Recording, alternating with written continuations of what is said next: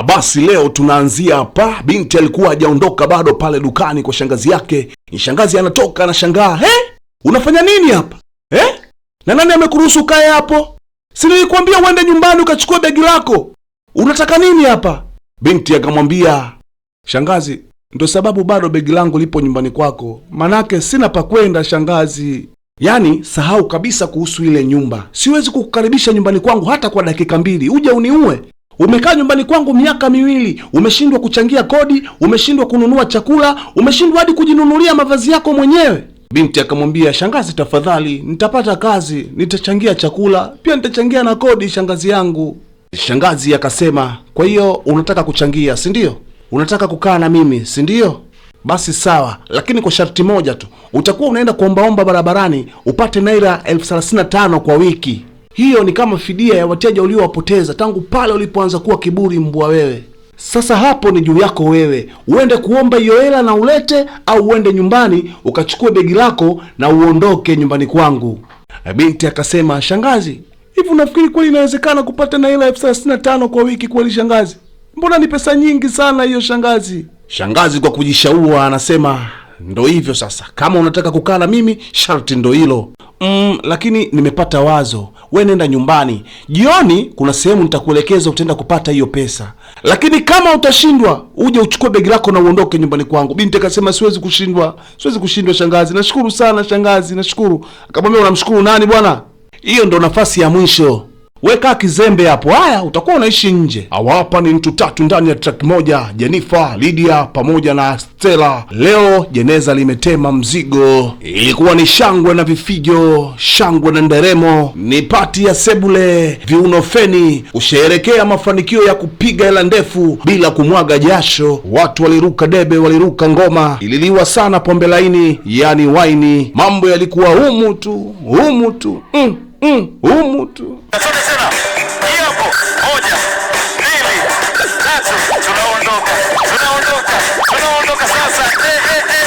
Walicheza hadi wakachoka, wakakaa na kuanza kujadili juu ya mafanikio walionayo. Stella akasema, hakika hizi ni fedha bila kuvuja jasho. Lydia naye akadakia na kusema, sikuwahi kujua kama maisha haya yanaweza kuwa matamu na ya kuvutia kiasi hiki. Jennifer akacheka na kisha akaongea akasema, hebu fikiria, kutoka kuwa yatima mpaka sasa ni milionea. Stella akawaambia, nina uhakika yule mwanamke aliwafukuza katika nyumba ya watoto yatima akiwaona sasa hivi lazima ashangae kwa jinsi mlivyopendeza watoto wazuri. Lydia anasema, ni nani hata shangaa kituona kwa sasa? Jennifer akatoa wazo akasema, mabinti, sasa ni wakati wa kwenda kutembea katika kile kituo cha watoto yatima. Si mnajua kule kuna watu tunawapenda. Lydia alikubali mtihani kwa Stella. Stella akasema, ni kweli, lakini tutafanya hivyo nitakaponunua gari langu jipya ili tukajiheshimishe. Lydia alishangaa, gari jipya? Unataka kujinunulia gari lako peke yako? Stella akasema ndiyo. Jennifer akamwambia, hapana, sikubaliani na wewe. Stella akasema, kwa nini? Jennifer akawaambia, sikiliza Stella, sawa wewe ni kiongozi wetu, lakini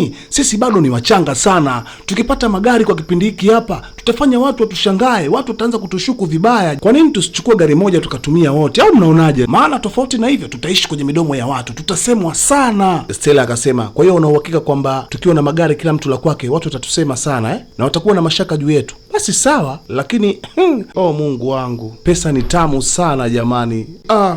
Nasikia joto, mingoja nijipepee na pesa, nipate upepo wa pesa. Hakika walimiliki pesa nyingi mno, wakajikuta hawana cha kuzifanyia. Walidumbukia katika dimbwi la starehe, wakajikuta anasa ni sehemu ya maisha yao. Pombe zilinywewa kutwa kucha, walichezea sana pesa. Hatimaye asubuhi ikafika, Master D alikuja kuwafata nyumbani kwao wale wasichana. Sijui kuna shida gani. Lydia anatoka ndani, anakutana na Master D akiwa amesimama sebleni anakula fegi. Akamuuliza Master D, kulikoni? Mbona uko hapa saizi asubuhi? Kuna shida yoyote? Maana nimeshtuka kukuona, sio kawaida yako kuwa hapa asubuhi. Master D akamwambia, kuna kikao cha dharura, naomba uwaite nao mabinti wengine. Lydia aliogopa, alikuwa na wasiwasi na hofu kubwa kwenye moyo wake, akijiuliza kuna kitu gani kimetokea? Mbona ujamaa amekuja hapa asubuhi na sio kawaida yake? Au tumetoa boko jana?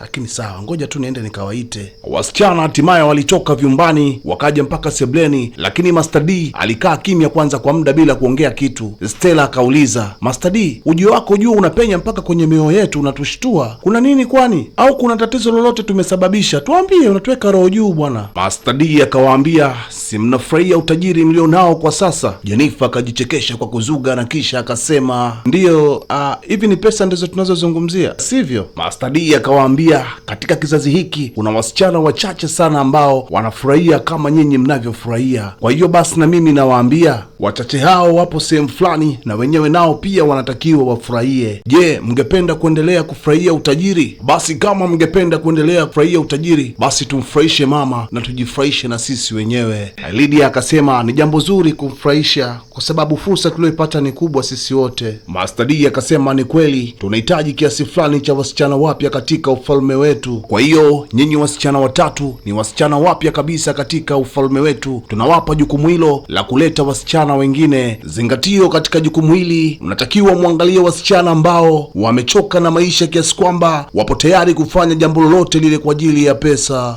Stella akasema, Master D, ili jukumu si la kwako, tutaliwezaje sasa sisi? Huoni kama unatupa kazi nzito Master D? Master D akasema, kama mnafurahia utajiri hamwezi kushindwa kufanya kazi hii. Anageuka na kuondoka Master D. Stella anamsimamisha na kumwambia, tafadhali lakini Master D, kazi hii mimi naona kama ni yako. Master D anageuka na kumwambia, mimi na wewe ni nani anapokea oda? Unaniagiza? Stella akasema, mimi nilizani labda kama ulivyowatafuta wasichana wengine wote pia unaweza ukawatafuta na hawa, lakini naona kama imekuwa tofauti. Jennifer akasema, basi sawa, tutapata wasichana wengi zaidi. Tutapata wasichana wengi zaidi. Master D akasema, kama mtapata wasichana wengi zaidi basi itakuwa bora zaidi. Akasepa eneo lile. Na hapa ni nyumbani kwa kina Foma. Muda huu Foma alikuwa akifanya usafi wa kusafisha nguo zake, yani anafua. Muda huo nao mama alikuwa na mtoko, anatoka kuna sehemu anakwenda. Akasogea mpaka pale alipokuwa Foma na kumwambia, mwanangu, naenda kazini. Foma akamwambia, mama, kazi gani wakati mimi najua kwamba unaofanya nao kazi wapo likizo? Lakini mama akamwambia, wamenipigia simu hapo njiani, wameniambia niende nikawafulie nguo na kuwasafishia nyumba. Foma akasema, sawa mama, hakuna shida. Wakati mama anaondoka akamwambia, mama, lakini hakuna chakula kabisa katika hii nyumba mamaangu, na wewe unaondoka sasa, mimi nitakula nini mamaangu? Mama akamwagiza binti yake akamwambia, basi sawa, nenda hapo dukani kwa mama David, mwambie akupe vikombe viwili vya mchele na viungo utakavyotumia, alafu mimi nitakuja kumlipa nikirudi. Foma akamwambia, mama, huoni pale tunadaiwa pesa nyingi sana mama? Mama akamwambia, wewe nayo jaribu kupunguza kamdomo, kwani hiyo naenda kufanya huko si kazi? Nikirudi mimi nitamlipa pesa yake, kwani yeye amelalamika? Una tabu sana we mtoto. Mama akaondoka na kuelekea kazini. Foma ni binti ambaye hajaridhika kabisa na maisha ya familia yake ya kimaskini. Alitamani angezaliwa katika familia ya kitajiri. Ni binti ambaye mwenye tamaa kupita kiasi. Lakini upande wa pili tunakutana na binti ambaye ameridhika na maisha yao na ameridhika na anachokipata. Ni mwanadada Rozi. Saizi asubuhi anatoka na beseni lake kwa ajili ya kwenda kufanya biashara yake ya maji aweze kujiingizia kipato. Hapa ni dukani kwenye biashara ya shangazi, akiwa pamoja na binti yake. Anamwambia, fanya unachokifanya haraka, uende ukachukue nyama na uhakikisha na kuwekea kwenye mfuko wa blue. Binti akamwambia, sawa shangazi. Muda huo huo kuna mteja anaingia, anamtania shangazi, anamwambia,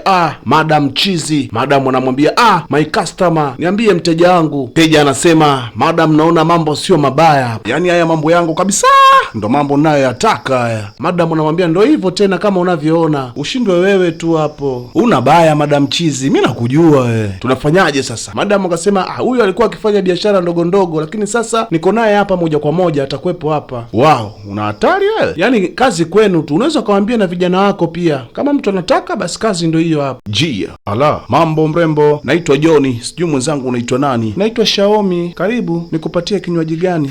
Nitaagiza tu, ila kama utojali na maongezi na wewe ukishafunga kazi. Kabla binti Xiaomi hajasema chochote, shangazi akadakia akamwambia, wewe si nimekwambia uende ukachukue nyama, unachelewa? Yule mteja akasema, we madam chizi, leta chupa kubwa hapo ni wake. Sawa mteja wangu. Hapo hapo shangazi anamwambia mteja, fimbo ya mbali hayui nyoka we, wacha janja janja, kono mtupu wa ulambwagi. Haya, hapa ni majira ya jioni nyumbani kwa wadada watatu. Inasikika sauti ya honi ya gari, mlinzi anaenda kufungua, inaingia chuma ambayo waliagiza, Mercedes Benz kali mno. Hayo ndo mambo ya fedha. Wenye chuma yao ndani walipo walisikia sauti ya kwamba chuma inaingia, walitoka wakiwa na vimuhemuhe, furaha isiyo na kifani, yani walifurahi vibaya mno, walikumbatiana kwa kwa furaha Suka aliipaki ile chuma na kisha akauliza, Stella ni nani? Akamwambia ni mimi hapa. Akamwambia basi funguo hii hapa nimepewa nikukabidhi gari, inatoka ofisini kwetu. Akamwambia basi sawa, we mwambie yule kijana ya kwamba nimeipata na pia nashukuru kwa uaminifu wake, asante. Na ndipo dereva akaondoka. Mademo kuvibe mbaya mbovu, yani ile kituristi. Waya twenzetu kalishangae gari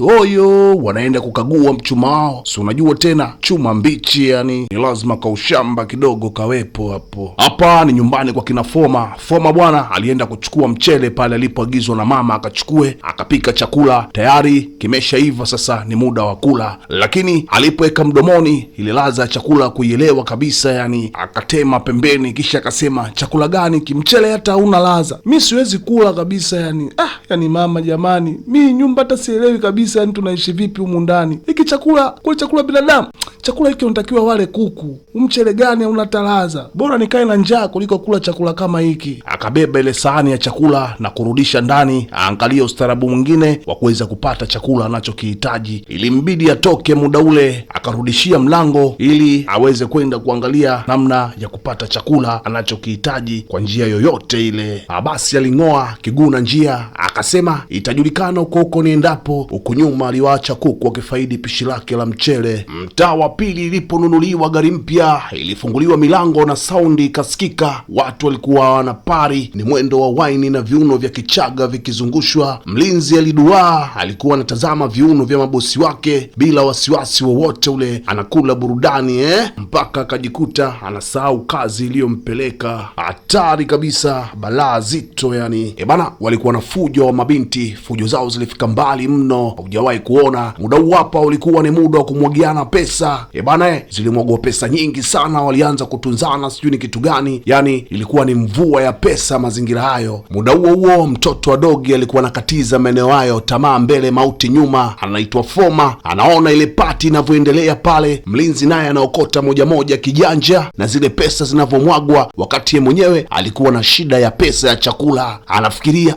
wanafanya nini hawa? Yani mimi nina shida ya pesa kiasi hiki, alafu watu wanachezea pesa namna ile, nawezaje kuingia pale ndani? Akasuka mpango, akasema hapana, lazima niingie na nikachukua ile pesa, sio kirahisi kama hivyo. Muda huo mlinzi alikuwa amenogewa na kutazama viuno vya matajiri wake, huku akivuta noti moja moja kiujanja ujanja. Foma alizuga kama anapita, alafu akarudi nyuma akiendelea kula timing namna ya kuingia. Uwezi amini alichokifanya Foma, alimlia timing kwanza ule mlinzi, akajiuliza maswali, mbona huyu kama anaokota? Basi ipati ya kwetu wote na mimi pia niingie nikaokote bwana. Mlinzi alikuwa anaokota moja moja kijanja kama kawaida, akaona usimtanie bwana. Alimlia timing yule mlinzi kwanza jinsi alivyokaa, alafu akaona njia ya kupita inabidi nimzunguke huyu mlinzi ili tuokote wote. Huu ni muda wa maokoto. Hatari yake ni kubwa mwanadada Foma. Ile kijambazi anatambaa na ukuta mdogo mdogo akimtambuka mlinzi akiwa yuko pale pale. 1 2 3 kashafikia maokoto, yani ni muda wa kusebenza mdogo mdogo, na akafanikiwa kuchukua pesa kiasi ambacho aliona kinamtosha. Wakamwangalia tu bila kumfanya chochote. Ukumbuke ya kwamba hawa mabinti wana mission ya kutafuta wasichana kwa ajili ya kujiunga na chama chao. Huenda ikawa huyu mwanadada Foma ameingia katika mfumo bila yeye mwenyewe kujua. Je, hizo pesa itakuwa ni salama kwake kutumia? Basi tukutane katika hatua ya 3 ya kazi yetu safi kabisa inayokwenda kwa jina la Mabinti wa Shetani. Na mimi hapa uliokuwa ukinisikiliza muda wote wananiita Alifa DJ